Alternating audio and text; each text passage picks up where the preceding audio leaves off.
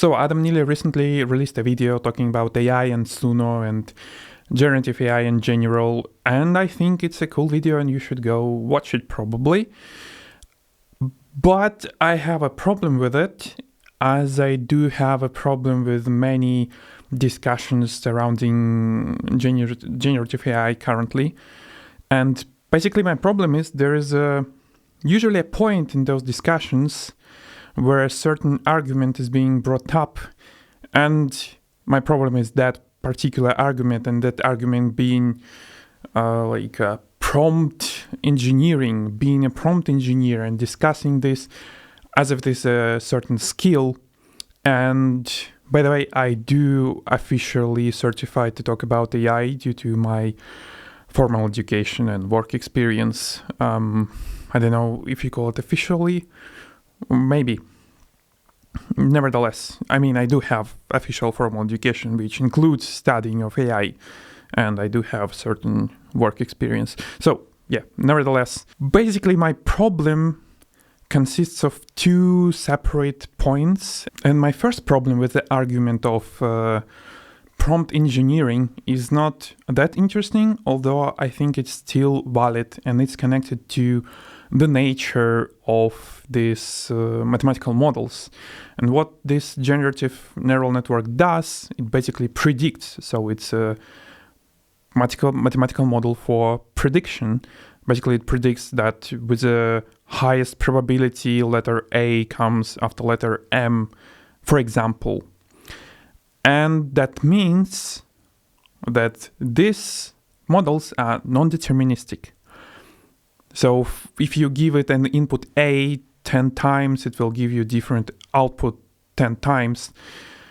On the contrary to deterministic models or algorithms, which will give you the same output B for the input A, no matter how many times you provide it with the input A.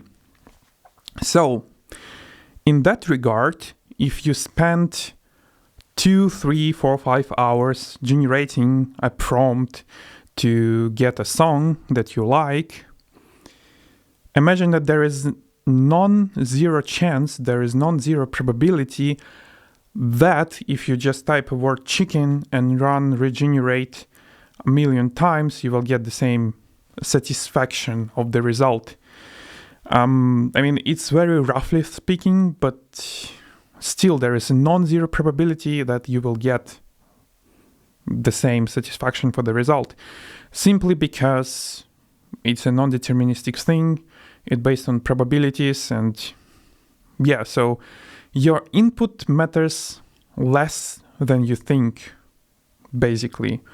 And that's part of the problem, but I think the biggest problem with an argument of being a prompt engineer is the second one, which I want to talk about. And for this, we also need a simple exercise. Imagine all the generative AIs that exist now in the field that are available to you. And the simple question is, what do they do best? What is their best skill, if you like? And their best skill is text generation. And what is a prompt? Prompt is a text. So the real question you should be asking, why does it require your input? And to me, answer is painfully simple and obvious, because it's monetization. That's how they monetize this thing. Because they want you to pay them money, and if you don't interact with this thing, it's harder for them to ask money for it, and it's harder for them to make you dependent on that, right? So that's a stillborn profession, right? That's prompt engineering, that's a stillborn profession. And I'm not sure why all the people are talking, hey, you should jump on the train, on the hype train, you should be following the modern technology, you should learn how to use it. There is no learning involved. I mean, as we already discussed, your input doesn't matter as much as you think it does. And second of all, prompt generation already will be more effective with AI than with you, basically. So to me, that sounds like a stillborn profession in that regard. This technology already doesn't need you. The owners of this technology, the companies, they need you. They need you to pay them money. Like, I don't know, I can easily imagine all those tech overlords sitting in the meeting room, and one of them goes like, hey, you know those musicians, they sit and play their instrument, their guitar or whatever the whole day, and they really focus, they really like learning, they increase their motoric skills, their neurons having good time in the brain, and they are reducing the probability of Alzheimer and all that good stuff, they sitting and they really doing that, and there's a problem with that. And they were like, which problem? While they sit there, they don't pay us money. And they're like, yes, exactly. So how do we solve this? And you have your answer. Sooner is your answer. That's how you solve this. Because you cannot monetize thoughts, right? When you play an instrument, it's a physical process, but it's mainly driven by your thoughts, by your brain, by the process in your brain, right? So, and you own that, right? Here in this locked room, you own this. This is you. This is a person. And nobody else can own it. So there is no way for them to monetize this. But what if we get this process and outsource it to some third-party outside thing? So they would use this, and we own this thing, so they will also pay us money for it, and eventually they'll become dependent on it. And then, as soon as we can, we will reduce their access, we will increase the prices. Like, I don't know, I'm feeling stupid talking about this because that's happened already a million times with many platforms. So as soon as they get a steady audience, a steady set of users, they are increasing the prices, they start to dictate their rules, they start to force users to follow new guidelines and whatnot, they start to censor. So that happens with every platform. So that's a way generative AI will also go, because it's owned by the same corporations. They are in it for the same reason, to make you dependent, to pay money.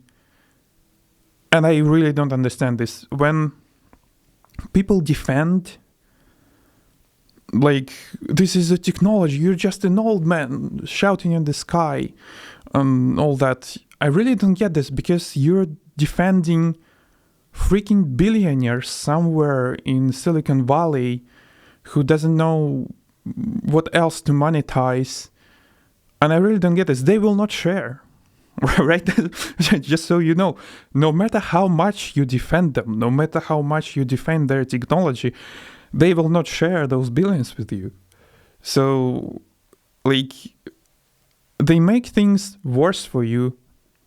They try to force you to get rid of what you're doing with music, for example, with Suno. So instead of like improving yourself, becoming a better person, creating something by yourself, creating something that you can share with your kids and their grandkids. Like, look, this CD, there is my songs that I wrote and played by myself. You can listen to it.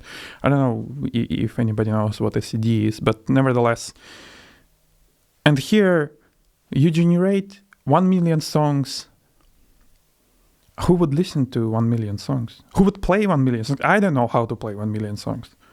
I don't know if I know how to play 100 songs. Maybe I know 100, but like I've been playing for years. That's no way to learn this in a month, for me at least. So there's really no value in it. Nevertheless, I digress. Going back to the points, I don't see how prompt engineering can become a profession, I don't see how it requires any skill or learning, because it does not. It really does not. I think I didn't see yet somebody discussing this in that way. That's what bothers me, because it seems like when people start to bring up this argument to defend what they do with the AI, people usually cannot answer them normally. I mean, they bring up correct points that you did not create a thing, like you had nothing to do with it. But it still sounds a bit weak, at least if I try to think from perspective of people who use generative AI to create music, for example. If I try to think from that perspective, it's really hard for me to imagine that they would listen at all. So I still feel like I'm yelling in the clouds. But however, I do feel like these points of prompt engineering being a stillborn profession are a bit more valid. And if there are people who doubt themselves, these are good people, by the way, usually. If there are people who are still doubting if they should go this way, if someone's standing on the crossroads deciding what to do with music, I don't know how much it costs per month. But I imagine that if you save this money for a year, you can buy yourself an acoustic guitar and start learning how to play music for real, like in physical world, enjoying like vibrations and stuff, enjoying what you can do with your own hands and brain. That's important. And nevertheless, I think I've talked enough to put this into a video. I don't know if anybody would watch this. But anyway, subscribe to any channel you like. Put the like under any video.